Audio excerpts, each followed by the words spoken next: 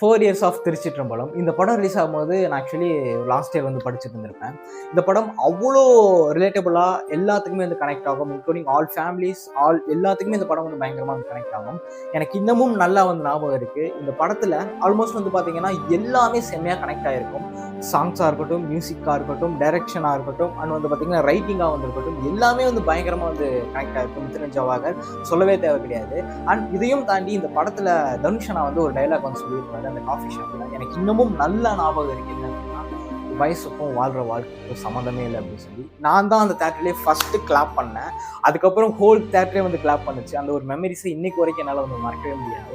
And இந்த படம் வந்து it's very very very connectable to all family and all எல்லா கேட்டகரி இதுக்குமே வந்து கனெக்ட் ஆகும். இதுக்கு என்ன மெயின் ரீசன் அப்படின்னா, அதை வந்து ஆக்சுவலாக மாசா எடுக்கிறேன், அந்த மாதிரி எடுக்கிறேன், இந்த மாதிரி எதுவுமே எடுக்காம நம்மளோட ஃபேமிலியில் என்ன நடக்குதோ அதை படமாக எடுத்திருப்பாங்க. அதனால தான்